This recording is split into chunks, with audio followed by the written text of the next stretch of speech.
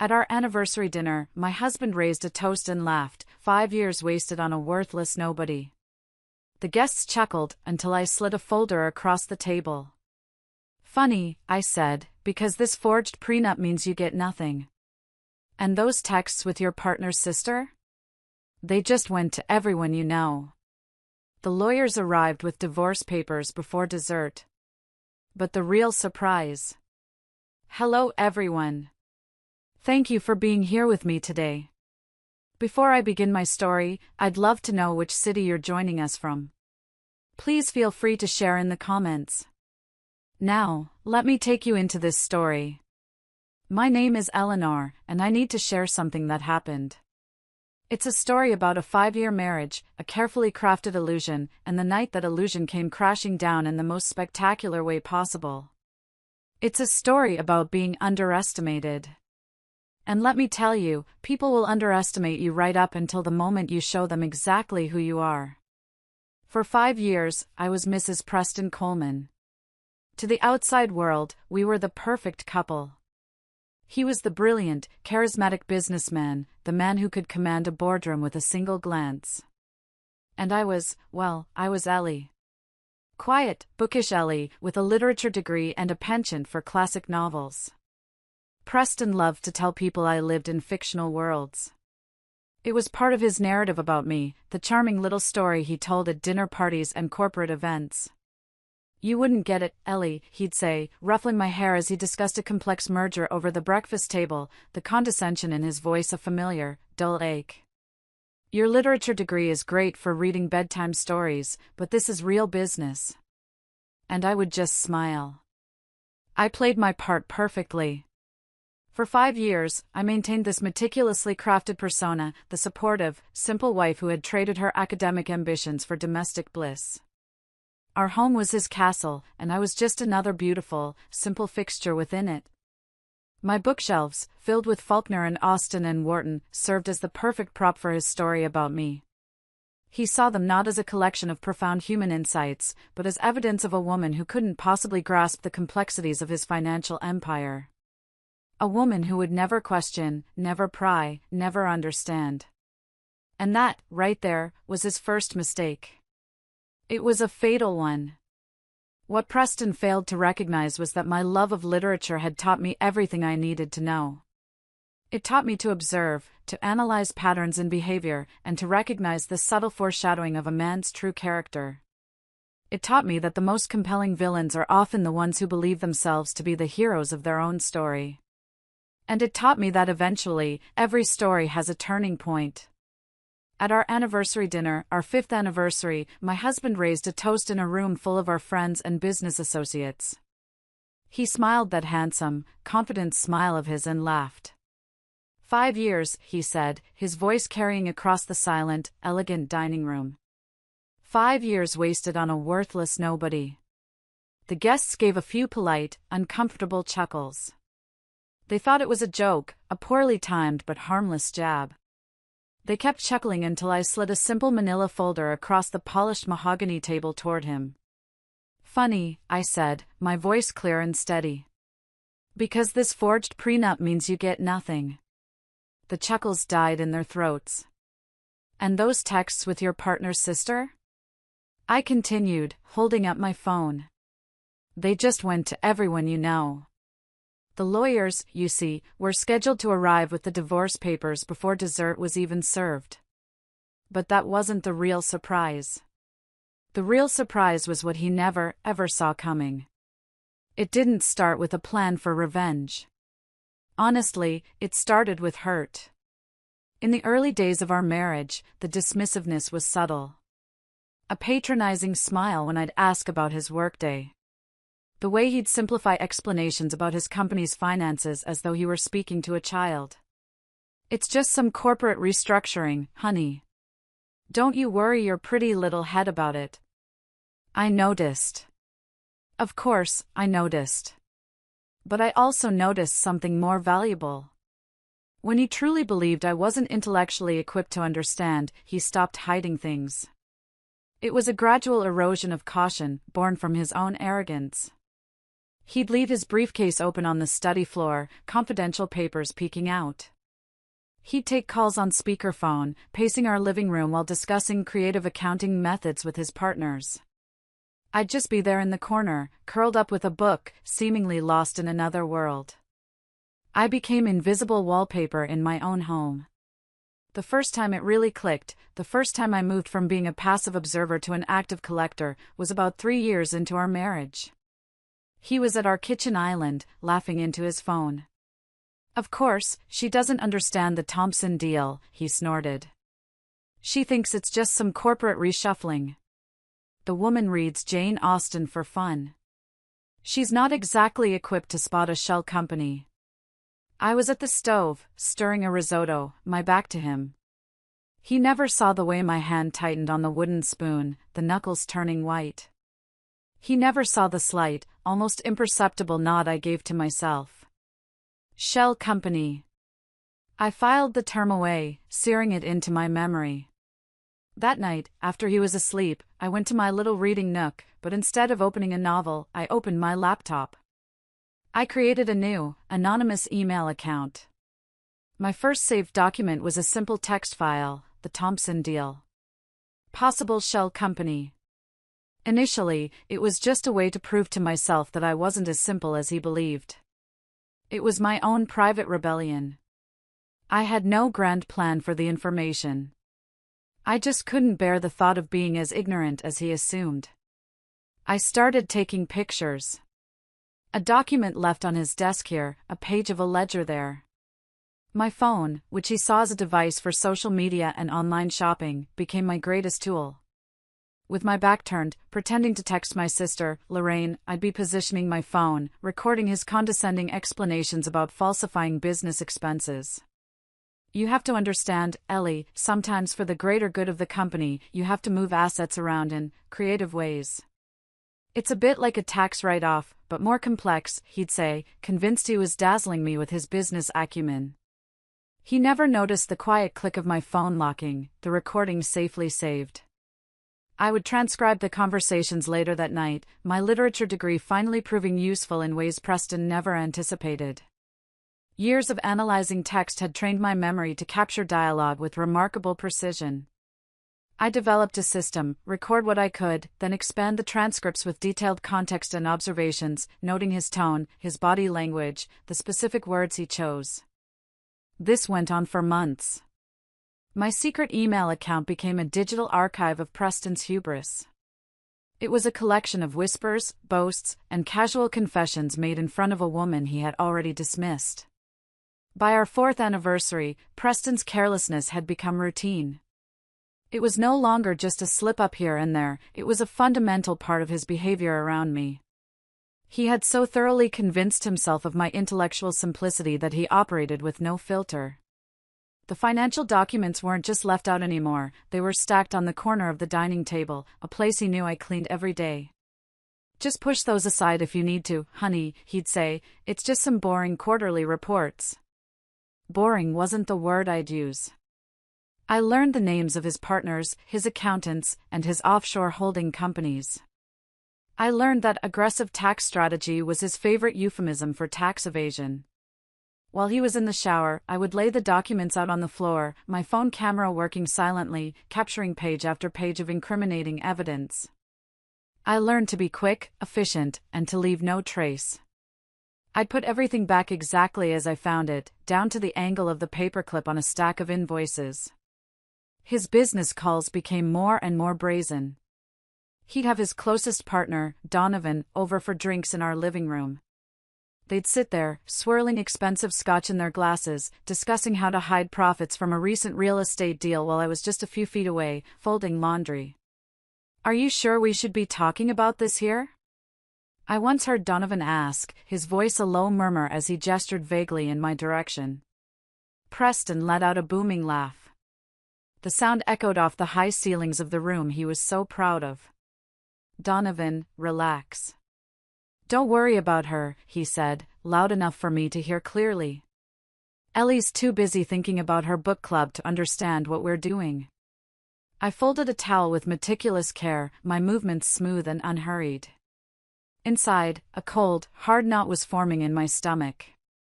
It wasn't just hurt anymore. It was something else, something sharper. It was calculation. I started to see the patterns.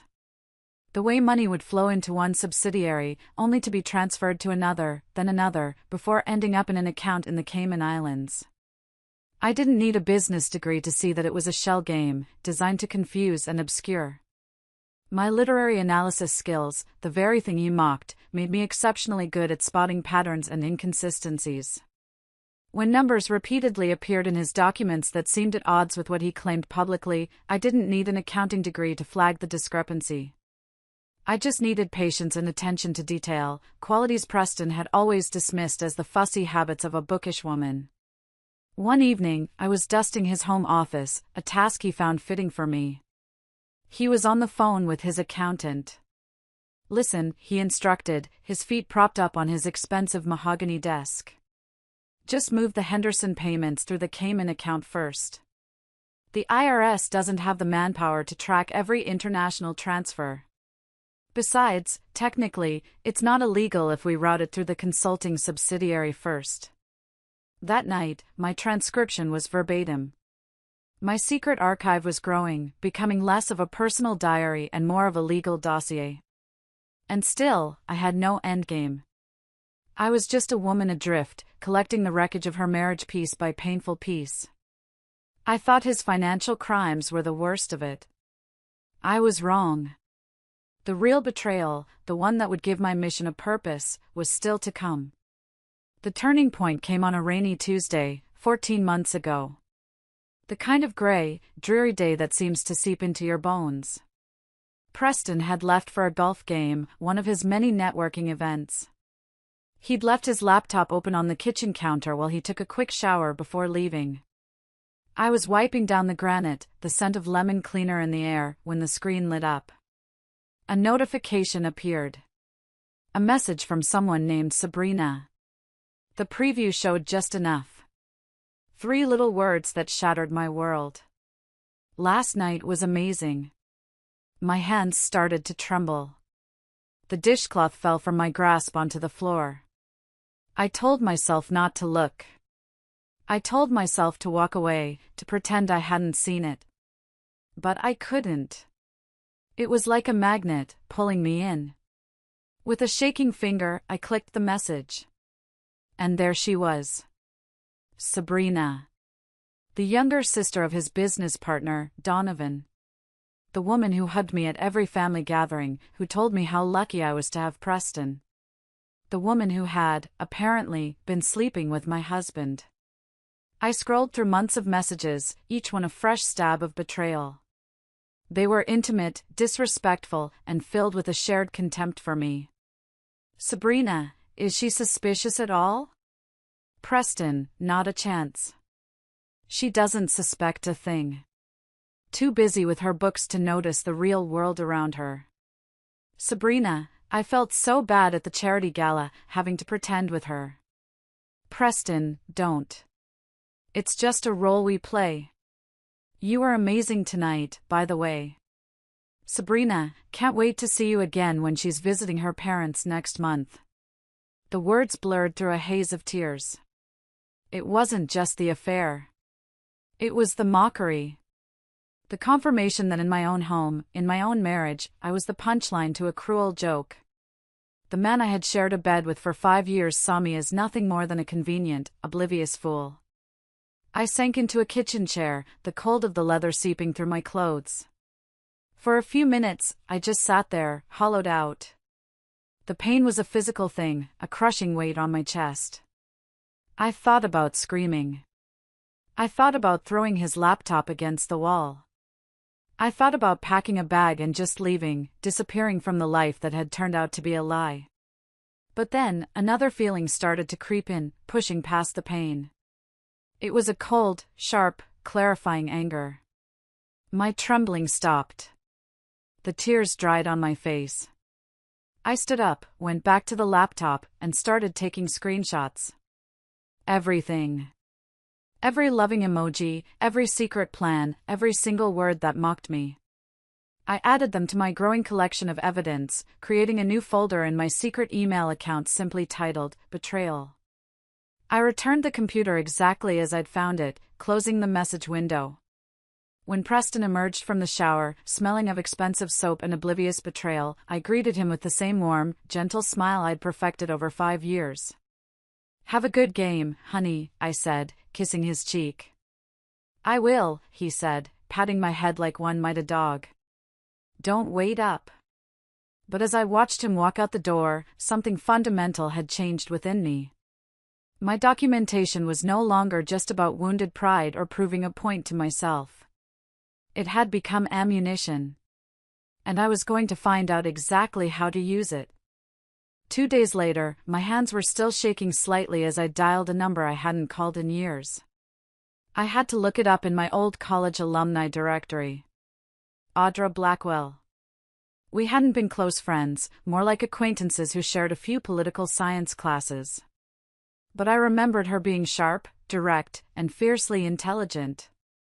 The directory listed her as a partner at a downtown law firm, specializing in divorce and financial crimes. It was perfect.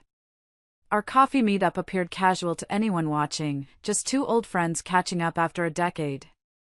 We met at a small, independent coffee shop, the kind with mismatched chairs and local art on the walls. I got there early, my heart pounding a nervous rhythm against my ribs. I picked a table in the corner, a place where we wouldn't be easily overheard. "Ellie. My God, you haven't changed a bit," Audra said, her smile genuine as she slid into the chair opposite me. She looked formidable, dressed in a sharp blazer, her hair pulled back in a sleek ponytail. We made small talk for a few minutes, college memories, mutual acquaintances, the rising cost of living. It was excruciating. Finally, I took a deep breath. "Listen, Audra," I began, trying to keep my voice steady. "This is going to sound a little strange, but I'm outlining a novel. And the main character is in a very complicated marriage." Audra raised an eyebrow, a small, knowing smirk playing on her lips. "A novel. Right. Go on." I spent the next hour carefully testing the waters, asking hypothetical questions.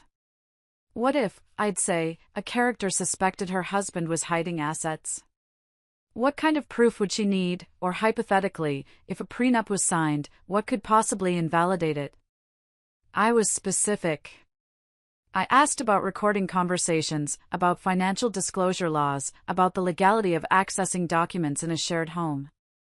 Audra answered each question with professional precision, her eyes never leaving my face. I could tell she didn't believe the novel story for a second, but she played along. "It's for a character in a novel I'm outlining," I explained again when she raised an eyebrow at my very specific questions about forensic accounting and shell companies.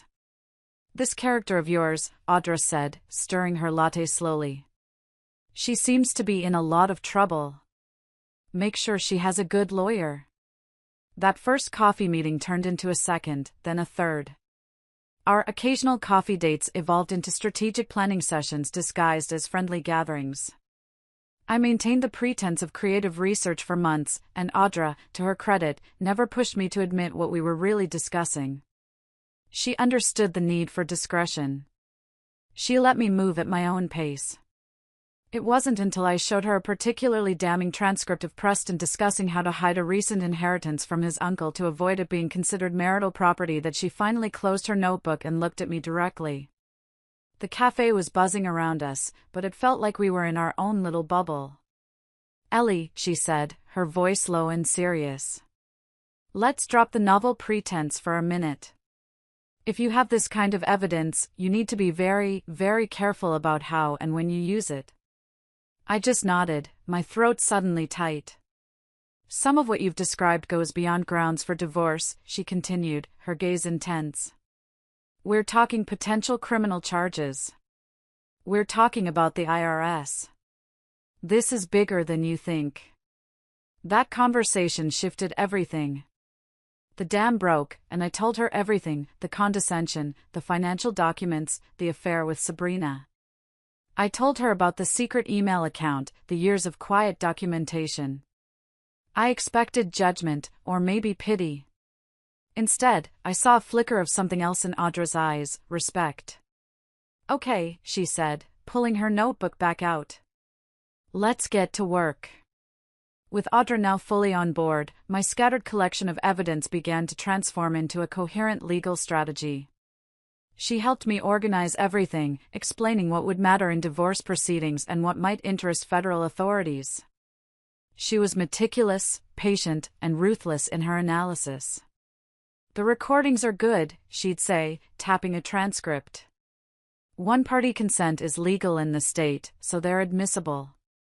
The photos of the documents are even better. But we need to connect the dots. We need a professional." She connected me with a forensic accountant named Mr. Gable, a quiet, unassuming man in his late 60s with spectacles perched on the end of his nose. Under the guise of helping with research for my book, he analyzed the patterns in Preston's financial documents that I had been collecting. I'd meet him in quiet corners of the public library, passing him a thumb drive loaded with scanned documents and spreadsheets I'd created. A few weeks later, he called me for a meeting with Audra. The three of us sat in her sterile, quiet conference room, the city skyline visible through the floor-to-ceiling windows. Mr. Gable laid out a series of charts and documents on the large mahogany table. "It's worse than we thought," he said, his voice grave.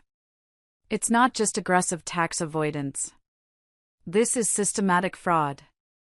He's created at least 3 shell companies to launder money, he's falsifying invoices for services never rendered, and his charitable donations are inflated by at least 200%.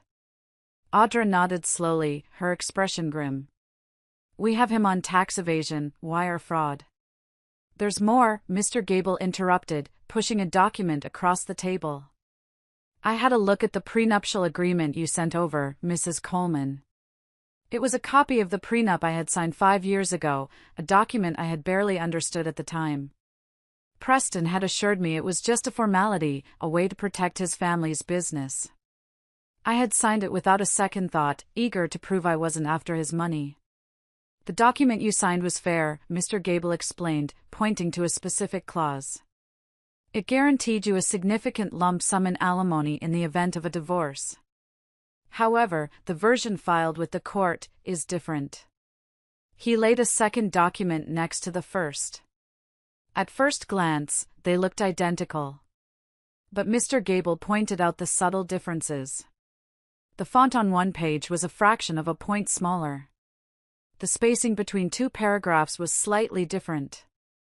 And nestled within that altered spacing was a new clause, one that effectively left me with nothing.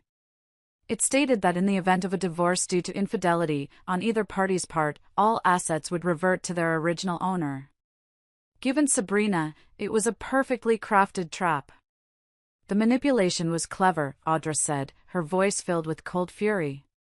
"Not obvious enough to be immediately detectable, but clear once someone knew to look for it. The metadata on the file shows it was altered 2 days after you signed it." I stared at the 2 documents, my blood running cold. He hadn't just planned to control me during the marriage, he had planned my destitution after it ended. He had forged a legal document to ensure I would walk away with nothing but the clothes on my back. Audra reached across the table and placed her hand on mine. "This isn't just unethical, Ellie," she said, her voice firm. "It's a felony. It's fraud. And it invalidates the entire agreement." In that moment, any lingering doubt, any shred of sentimentality I might have had for the man I married, evaporated. This wasn't just about an affair or financial greed. This was about a fundamental, calculated cruelty that I could no longer ignore. He hadn't just underestimated me, he had planned to destroy me. And I knew then that I would not let that happen. The game had changed. Now, it was about more than just getting a fair divorce settlement. It was about justice. For the next several months, I lived a double life that required an Oscar-worthy performance. On the surface, I was the perfect, oblivious wife. I hosted dinner parties, smiled at Preston's terrible jokes, and listened patiently to his self-aggrandizing stories. I complimented his new suits and made sure his favorite single malt scotch was always stocked. I played my part so well that even I sometimes forgot it was an act. But beneath the surface, I was a woman preparing for war. My coffee dates with Audra became intense, clandestine strategy sessions. We mapped out every step, every contingency. The element of surprise is our greatest weapon, she told me. He can't have a single clue this is coming. The moment he suspects, he'll start moving assets and destroying evidence. So, I perfected my performance. While secretly preparing for the moment I would shatter the illusion completely, I made small, calculated moves. I purchased several small, undetectable recording devices online, the kind that look like USB drives or pens. I started leaving them in his home office, in the living room, even in his car. The evidence I gathered became richer, more damning. I caught him on tape coaching his CFO on how to cook the books for a quarterly filing. I recorded a call where he laughed about creating a fake consulting fee to write off a lavish vacation with Sabrina. I backed up every piece of evidence in multiple locations, a secure cloud server, encrypted thumb drives stored in a safe deposit box under my maiden name, and even one I mailed to my sister Lorraine with strict instructions not to open it unless she heard from me. I learned the specific legal terms for each of Preston's financial transgressions. I could now casually discuss the difference between a tax write-off and tax evasion, between a subsidiary and a shell company. I was no longer just collecting data, I was building a case. And then, the perfect opportunity presented itself. Our 5th anniversary. Preston, in his infinite arrogance, insisted on hosting an elaborate celebration at Harlow's, the most upscale and exclusive restaurant in the city. "We have to maintain appearances, Ellie," he'd said. "It's important for business." He'd invited 40 guests, mostly his business associates and their wives, with a sprinkling of my family members to make it look legitimate. The invitations had gone out weeks ago, embossed with gold lettering that read, "5 years of partnership and success." As I traced the raised letters with my fingertip, I couldn't help but appreciate the irony. 5 years of partnership and success indeed, just not the kind Preston was celebrating. The night before the dinner, I laid out my outfit. A sophisticated navy dress, elegant and understated. Preston had once called it suitable for a faculty wife, a backhanded compliment if I ever heard one. I would wear it as my armor. I placed Audra's business card in my small evening clutch, alongside a small, silver thumb drive. That tiny piece of metal contained 5 years of his lies, his crimes, and his betrayals. It was the key to his downfall. In the morning, before getting ready, I would make one final move. I would contact the IRS's whistleblower office with a carefully prepared report, complete with an organized summary and links to the digital evidence. The clock was ticking. The ticking clock on our bedroom wall seemed to count down the hours until our anniversary dinner, each tick a step closer to the end of my old life and the beginning of my new one. Tomorrow, Preston would stand before our friends and family, glass raised in a toast to our marriage, and I would finally stop playing the role of the simple, tolerant wife he had forced me to become. The morning of our anniversary dawned with an unusual serenity. My hands should have trembled as I applied my makeup, but they remained steady. 5 years of practice had perfected my composure. I had already sent the encrypted email to the IRS whistleblower program at dawn. The first shot had been fired, though he'd never hear the sound. Preston had already left for the office, promising to meet me directly at Harlow's. "I've arranged everything," he'd said, kissing my forehead with the detached affection one might show a child. "Just show up looking pretty." That was all I was to him. An accessory. A pretty object to have on his arm. I arrived at Harlow's precisely 30 minutes early.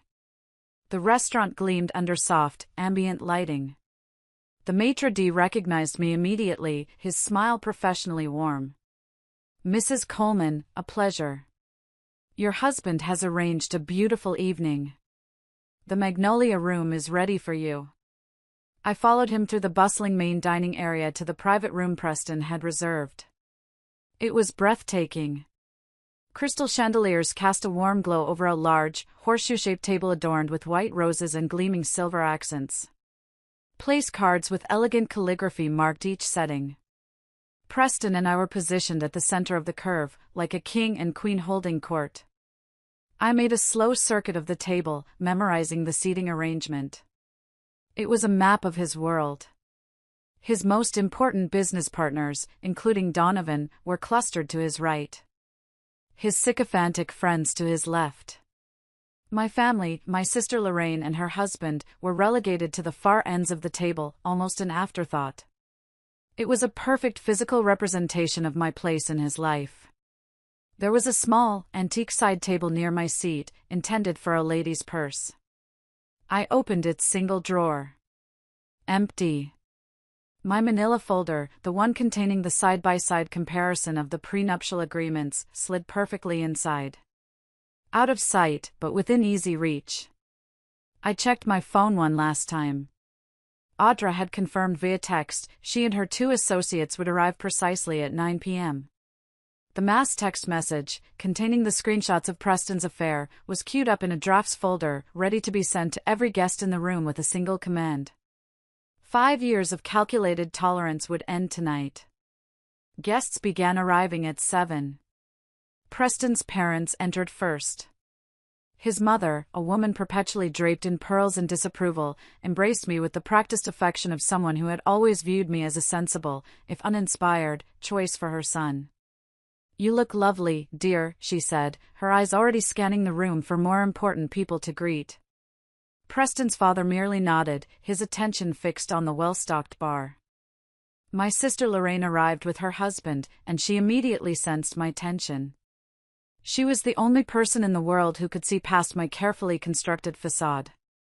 "Are you okay, Ellie?" she whispered as she hugged me tight. "You seem different." I squeezed her hand reassuringly. "I'm fine. Tonight's going to be a memorable night." I gave her a small, secret smile, and she looked at me, puzzled but trusting.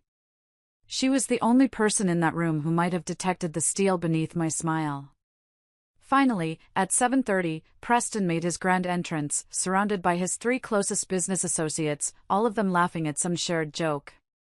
He looked handsome in his tailored Italian suit, radiating the unshakable confidence of a man who believed himself untouchable. His eyes found mine across the room, and he offered the same indulgent smile he'd given me for years. Affectionate, but dismissive. "There's my beautiful wife," he announced, his voice booming as he crossed the room to kiss my cheek. "Always punctual, always perfect." His hand lingered possessively at the small of my back as he leaned in to whisper, "I've arranged for the Thompson account to be finalized tonight. Donovan's here and will sign after dinner." I nodded appreciatively, a perfect picture of a supportive wife. "That's wonderful, dear." I knew, of course, that the Thompson account was one of his more creative tax evasion vehicles. Another piece of evidence already documented, reported, and waiting to detonate. The stage was set. All the actors were in place. And soon, the curtain would rise on the final act. Dinner progressed with practiced elegance. The clinking of silverware against fine china, the low hum of polite conversation, the attentive dance of the waitstaff, it was a perfect picture of success and civility. I played my role, maintaining the gentle, passive smile I had worn for 5 years. I asked the right questions about children and vacations, I laughed at the appropriate moments, and I nodded along to conversations I was never truly a part of. Preston grew increasingly animated with each glass of expensive champagne. His hand would occasionally pat my thigh beneath the table in a gesture of proprietary ownership, while above the table, he largely ignored me, holding court with his business partners. He was in his element, the master of his universe, completely unaware that his universe was about to implode. Between the main course and dessert, Preston's partner, Donovan, clinked his glass with a spoon, the sound cutting through the chatter. "If I could have everyone's attention," he said with a broad smile.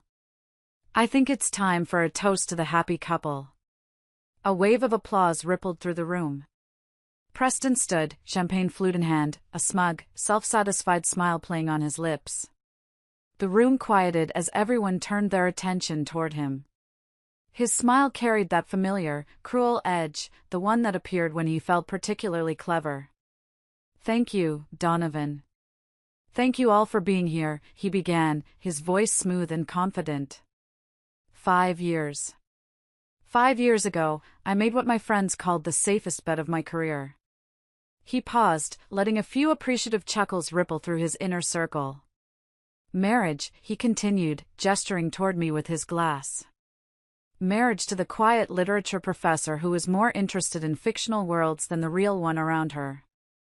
I maintained my smile, a perfect, serene mask, as murmurs of discomfort began to spread through some of the guests.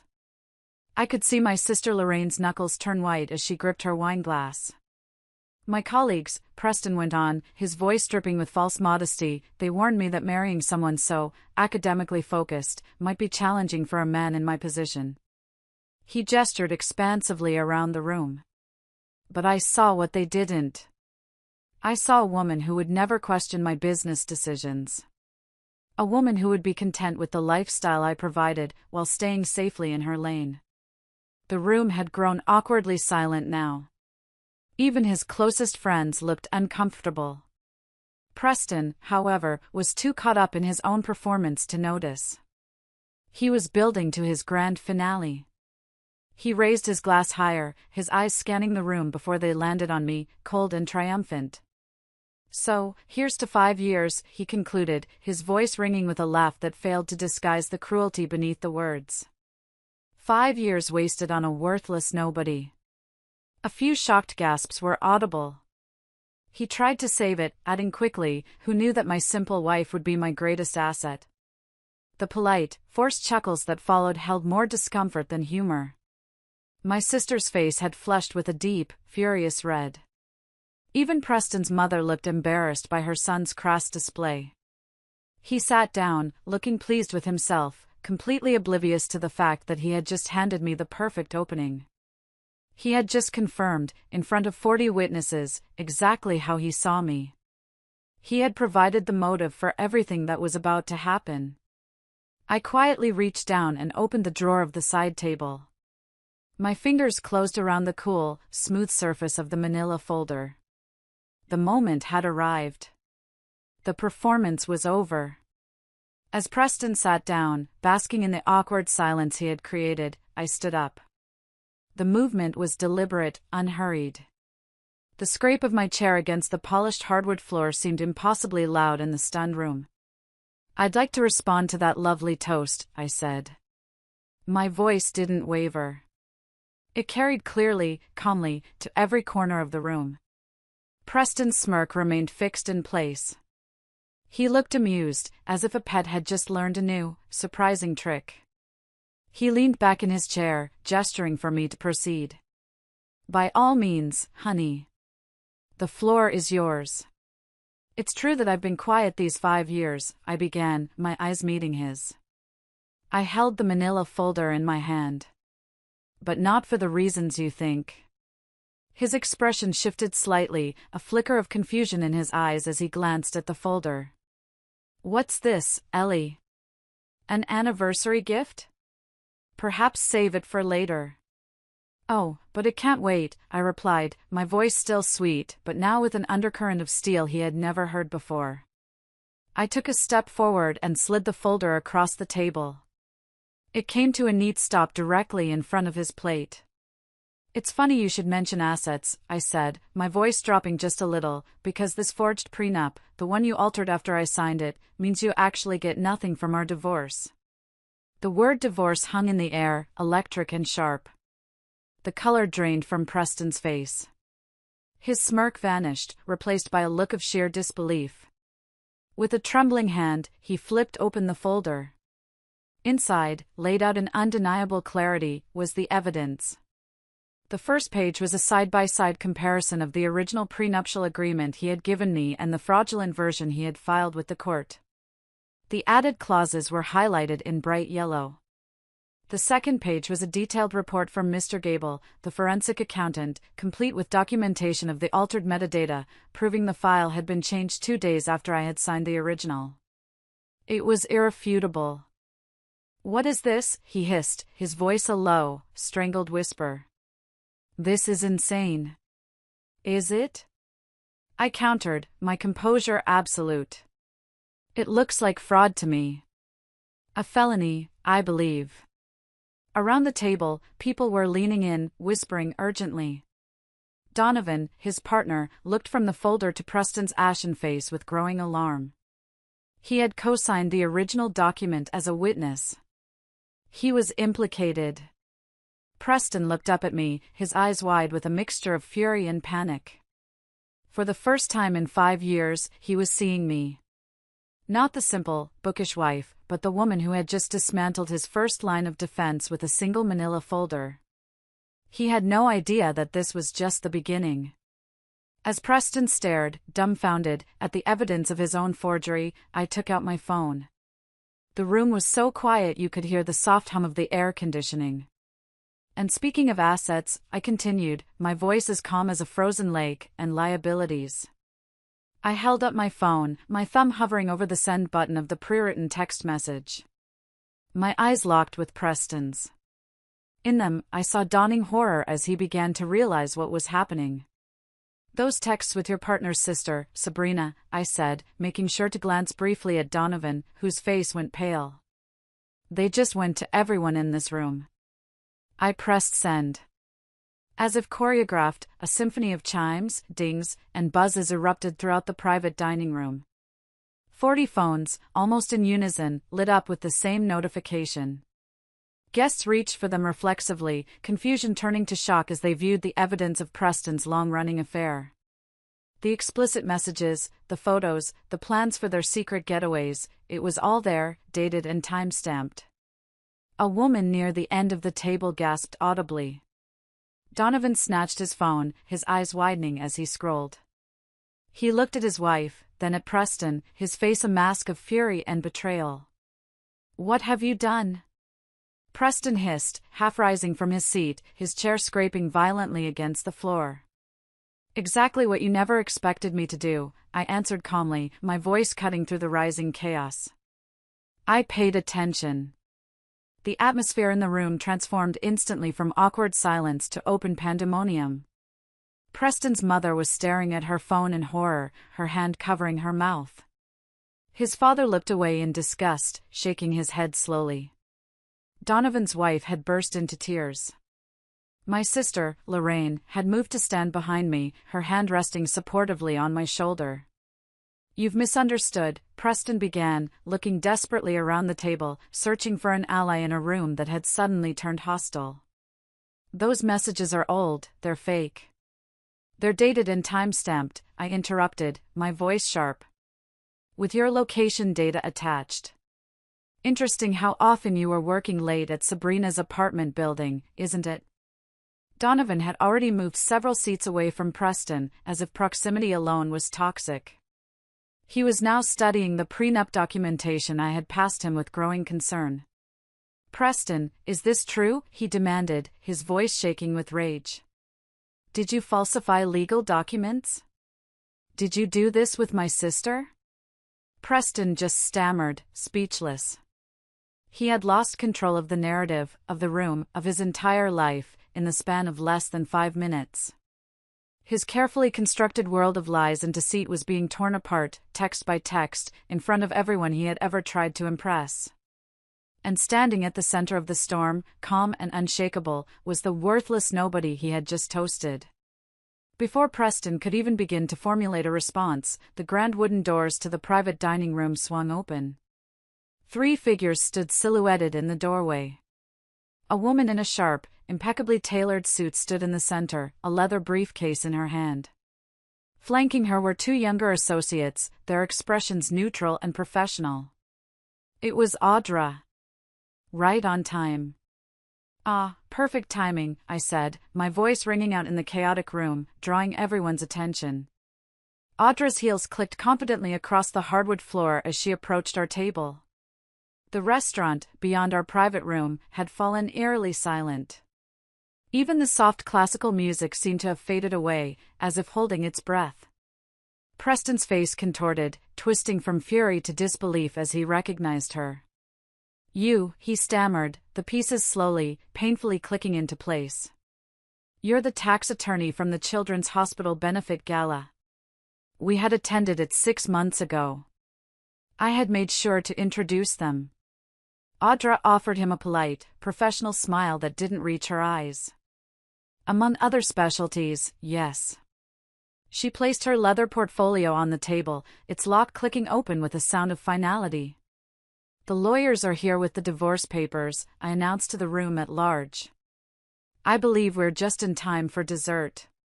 Audra slid a thick stack of documents across the table, not to Preston, but to me.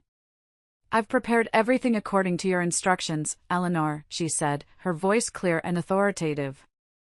All the evidence we discussed has been properly filed with the appropriate authorities. What authorities? Preston demanded, his voice cracking. Audra simply smiled. Preston lunged for the papers, a desperate attempt to regain some semblance of control, but Donovan, his former friend and partner, intercepted his arm.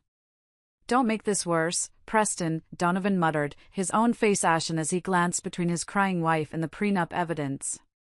The trap had been sprung. He was surrounded, exposed, and utterly alone. His affair was public knowledge, his financial fraud was laid bare on the table, and my lawyer had just arrived to serve him divorce papers in the most humiliating way possible. He thought the worst was over. He had no idea. The legal justice I had set in motion was just the appetizer. The main course was yet to come. As Preston stood there, trapped and exposed, Audra continued, her voice cutting through the tense silence like a surgeon's scalpel. Is that so? She replied to his sputtering denials. She reached into her briefcase and removed another document. Perhaps you could explain the context of this recorded conversation from February 12th, when you instructed your CFO to cook the books for the quarterly filing? Or this email chain where you discussed creating fake invoices for services never rendered to the tune of $200,000? The last vestiges of color drained from Preston's face. You recorded me, he whispered, horrified. That's illegal. One-party consent is perfectly legal in this state, I said softly from my seat. It was the first thing Audra had taught me. Something you might have known if you'd ever bothered to listen when I mentioned the research for my novel about white-collar crime. The realization dawned on his face, a slow, sickening wave of understanding. My novel, I continued, was the perfect cover. For 2 years, I openly discussed fictional scenarios with you that mirrored your actual activities. I used your own arrogance to gauge your reactions and gather information on your understanding of legal boundaries. You unwittingly educated me on exactly which laws you were breaking, all while believing I was crafting an imaginary story. You were writing about me, he said, his voice cracked with indignation. Not initially, I admitted honestly. But you became such a compelling case study in financial fraud and classic narcissism that I couldn't resist. Just then, as if on cue, the dessert cart appeared in the doorway. A young server, oblivious to the drama, faltered as he sensed the tension in the room. Audra simply waved him in. Please, continue, she said smoothly. We're just concluding some business. Before the server could even offer us a selection, the restaurant's front doors burst open again. This time, it was Mitchell Davis, Preston's high-powered attorney, breathing heavily as if he'd run from his car. Preston! Don't sign anything, he commanded, rushing toward our table. Too late for that advice, Audra responded coolly. But your client might benefit from your counsel regarding the ongoing IRS investigation. What IRS investigation? Mitchell demanded, looking utterly bewildered. I met Preston's eyes directly across the table, across the ruins of our marriage. The one triggered by the whistleblower report I filed 3 months ago, I said clearly. All those evening phone calls when I said I was talking to my sister? I was building a case with the Financial Crimes Division. I documented your systematic tax evasion. I identified the shell companies you created to hide assets. I tracked the falsified charitable donations. Actually, I understood everything, Preston. I just never let you see that I did. The chocolate soufflé arrived at our table, the server placing it delicately between us, oblivious to the destruction happening around him. It deflated slightly in the center, much like Preston's illusion of control. Jeffrey, another of Preston's key business associates, stood up abruptly. "I need to distance myself from this situation immediately," he announced, gathering his coat. Several other associates followed suit, mumbling excuses and avoiding Preston's desperate gaze. "You can't just leave," Preston hissed. "We've worked together for years. You're involved in half of these deals." "That's exactly why I'm leaving," Jeffrey replied coldly. "And why you'll be hearing from my attorney tomorrow." As Preston watched his carefully constructed network disintegrate before his very eyes, his mother approached our table, her face rigid. For perhaps the first time in our marriage, she addressed me directly. "I'd like to understand exactly what's happening. Your son created fraudulent financial records, evaded taxes, manipulated legal documents," I explained gently. "And he's been having an affair with Donovan's sister for at least the past year." She nodded once, a sharp, decisive movement. She reached up, unclasped the stunning pearl necklace she was wearing, Preston's anniversary gift to her, and placed it on the table. "I believe this was purchased with company funds, not with my son's salary," she said. "It belongs to your case, not to him." Without another word, she collected her husband and departed, leaving Preston utterly, finally, alone. The room continued to empty out, guests fleeing the scene as if it were contaminated. The elegant anniversary dinner had devolved into a crisis management session, with former allies now treating each other as potential liabilities. As his world crumbled, Preston turned to me, his voice low and dangerous. "You spent 5 years planning this. Living a lie." "No, Preston," I corrected him calmly. "I spent 5 years married to a lie. Tonight, I'm finally telling the truth." His attorney, Mitchell, pulled him aside, their urgent whispers carrying just enough for me to catch fragments about damage control and preliminary injunctions. Across the room, I saw another of his college friends frantically deleting contacts from his phone. "I'm out, Preston," the friend announced, loud enough for everyone to hear. "The Davidson contract was bad enough, but this."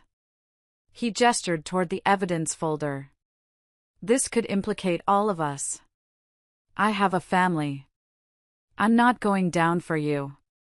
As Preston watched another pillar of his world crumble, something shifted in his expression.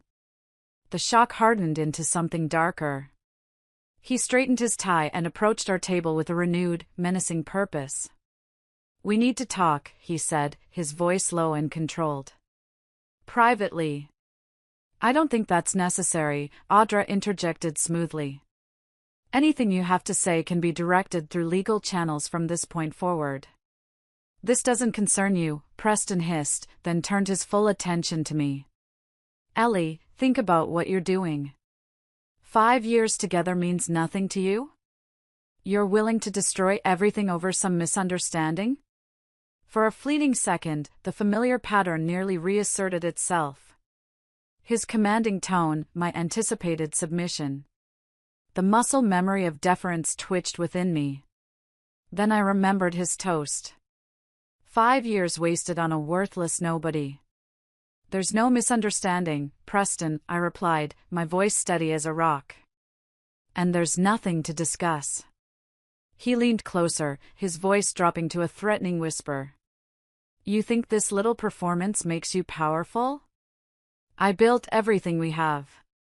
When this is over, you'll have nothing and no one." And then something unexpected happened. I laughed. Not the polite, accommodating laugh I'd perfected as Preston's wife, but a genuine, liberating sound that came from deep within my soul. "I already had nothing, Preston," I said, meeting his furious gaze without flinching. "You made sure of that with a forged prenup. The difference is, now I know my own worth." My straightened posture and direct gaze seemed to unnerve him more than any words could have. He had never seen this version of me. He had never seen the woman who wasn't performing. "You'll regret this," he threatened, but the effect was diminished by the tremor in his own voice. "I only regret not doing it sooner." Just then, his phone rang. The ringtone was a specific chime he used only for his executive assistant. He checked the screen, his face draining of what little color was left as he answered. "What do you mean they're there now?" His voice had lost its commanding edge, replaced by barely controlled panic. "Don't let them access anything." "Nothing. I'm on my way." He ended the call, looking around the room with fresh desperation. "I need to go to the office. There's an emergency." "What kind of emergency?" his lawyer asked sharply. "Federal agents," Preston admitted, his voice barely audible. "Federal agents are at the building with some kind of warrant." The revelation rippled through the few remaining guests. Two more of his associates immediately made for the exit, practically running from what was clearly a sinking ship. For the first time since I'd known him, Preston looked truly, utterly lost. His carefully curated image was dissolving in real time, revealing the hollow, corrupt center beneath. "Did you do this?" he demanded, turning to me with naked fury. "Did you call them?" Audra shifted slightly, positioning herself between us. "I believe I mentioned the whistleblower report earlier, Preston," she said calmly. "Federal investigations don't happen overnight. This has been in motion for quite some time." As the full implications finally sank in, Preston grabbed his coat and rushed toward the exit. He nearly collided with the restaurant manager, who had appeared to check on the commotion. "Sir, there are some men outside asking for you," the manager announced nervously. "They said it's urgent." Preston froze mid-stride, trapped. For a fleeting moment, our eyes met across the room. And I saw something I'd never witnessed in him before. Pure, undiluted fear. The doors to the private room opened one last time.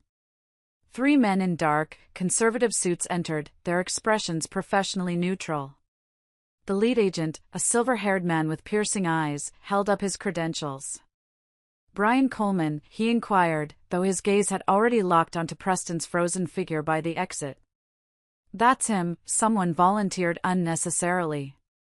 "Mr. Coleman," the agent continued, his voice calm and authoritative, ignoring the lawyer who had stepped forward. "We have a warrant for your arrest on charges of tax evasion, wire fraud, and falsification of federal documents. You have the right to remain silent." The familiar Miranda warning echoed through the suddenly silent room. Preston's face contorted as he looked back at me, a dawning horror in his eyes. "You," he whispered.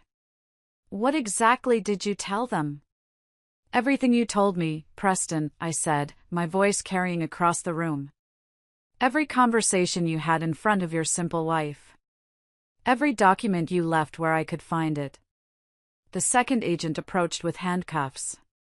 Preston instinctively backed away. "This is a mistake," he insisted, his voice rising. "These are complex business matters. My wife couldn't possibly understand enough to." "Actually," the lead agent interrupted, "the evidence Mrs. Coleman provided was remarkably detailed and precise. In my 20 years with the Financial Crimes Division, I've rarely seen documentation this thorough from seasoned professionals, let alone a civilian." He then turned to me. "Mrs. Coleman, if we could verify some final details? There are a few transactions we'd like to confirm." Preston watched in stunned silence as I discussed complex financial maneuvers with the agent, using terminology that he had always assumed was beyond my comprehension. "The Davidson Shell Company was established in March," I explained clearly, "but the fraudulent invoices didn't begin until after the Thompson restructuring in June. He keeps the original paperwork in his home office safe. The combination is 27-14-36. It's hidden behind the Monet reproduction." His attorney had gone pale. "Stop talking, Preston." Not another word. But Preston wasn't listening. His eyes remained fixed on me. "All this time," he said hoarsely. "All those evenings when you were reading in the corner, all those dinner parties when you just smiled and nodded." "I was paying attention," I said simply. "Something you never bothered to do with me." The agents proceeded with the arrest, leading a shell-shocked Preston toward the door. As they passed our table, he paused, handcuffed wrists awkwardly positioned in front of him. "Why?" he asked, genuine confusion in his voice. Why go through with the anniversary dinner? Why the public humiliation? You could have just had them arrest me at the office. I considered his question carefully. Because you needed to understand what you'd done, I said, my voice soft but firm. Not just the financial crimes, but how you diminished me, how you disrespected me for years. Tonight wasn't just about legal justice, Preston.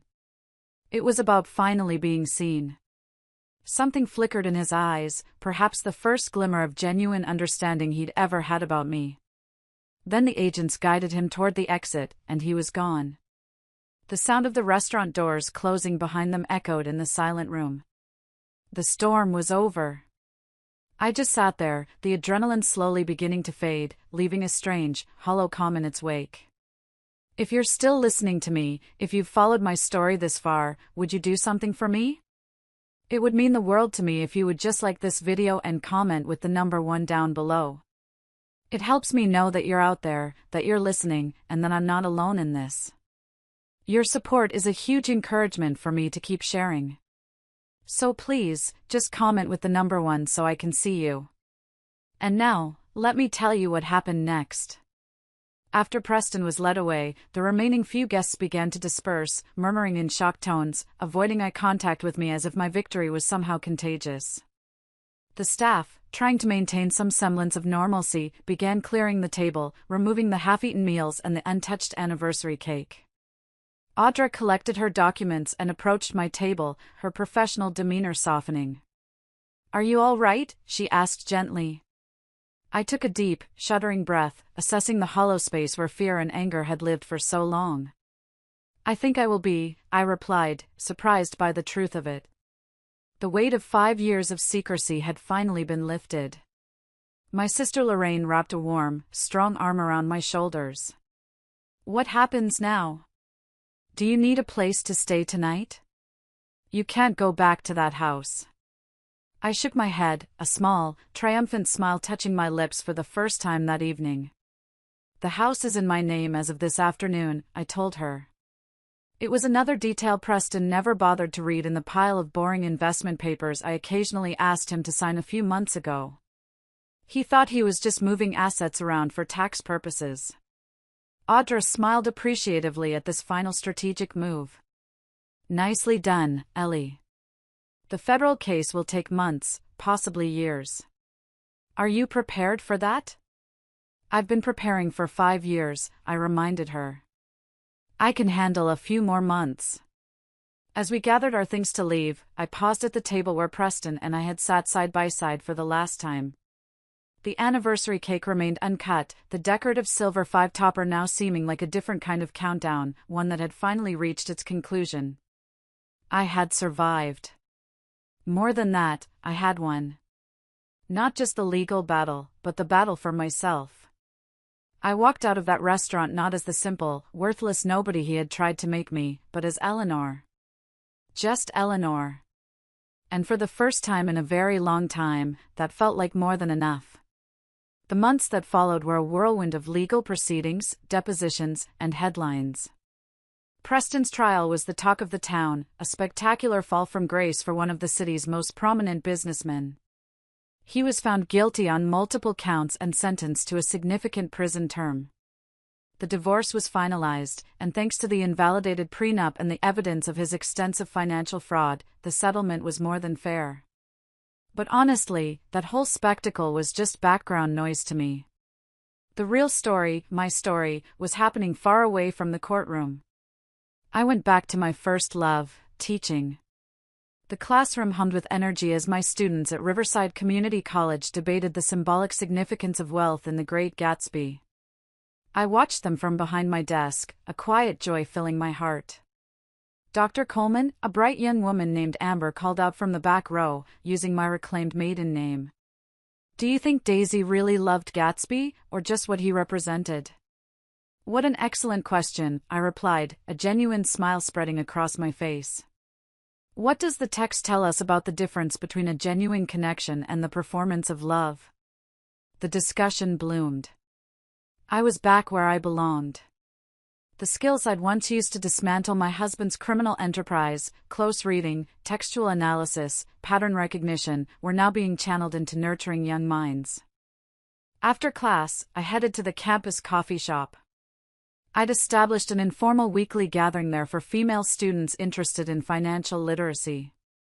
What had begun as casual conversations had evolved into structured sessions covering everything from compound interest to recognizing financial red flags in relationships. I was determined to give these young women the tools I never had, the knowledge to protect themselves. My phone buzzed with a text from my publisher. They loved the manuscript. My book, Hidden in Plain Sight, A Woman's Guide to Financial Self-Defense, was scheduled for release in the spring. The advance had been modest, but the early interest from women's groups had surprised everyone but me. I knew there were other women out there like me, women who had been made to feel small, who had been underestimated. I was writing for them. One crisp autumn afternoon, as I was setting up for my financial literacy group, I saw a familiar face hovering uncertainly near the coffee shop entrance. It was Sabrina, Preston's former mistress. Our eyes met, and I braced myself for a confrontation. The old Eleanor might have turned away, or offered a brittle, polite dismissal. But I wasn't the old Eleanor anymore. She approached me with visible hesitation, her hands clutching her purse strap. "Hi. I saw the flyer for your group," she said, avoiding direct eye contact. I wasn't sure if I'd be welcome. She told me her story. Preston had promised her the world, but when his empire crumbled, he left her with nothing but a mountain of debt from the lavish lifestyle he had encouraged. She had been just another asset for him to use and discard. She was a victim of his manipulations, too, albeit in a different way. I considered her request thoughtfully. My anger at her had faded long ago, replaced by a quiet understanding. She was a casualty of the same ego that had tried to destroy me. "The group is open to any woman who wants to learn," I replied finally, my voice even. "Everyone deserves financial independence." Vanessa nodded gratefully, a flicker of relief in her eyes, and followed me inside where a dozen women of various ages already waited. As I arranged my materials and looked out at the faces in the room, young students, single mothers, and now, the woman who had been part of my greatest pain, I caught a glimpse of my reflection in the window. I saw a woman I almost didn't recognize. Her posture was confident, her gaze was direct. There was no trace of the person who had spent years making herself smaller to accommodate a man's ego. Preston's trial was over, but that was no longer the center of my story. For the first time in years, I was writing my own narrative. Not as a revenge plot or a survival strategy, but as the life I'd always been capable of living, a life of purpose and empowerment. I smiled at the waiting women.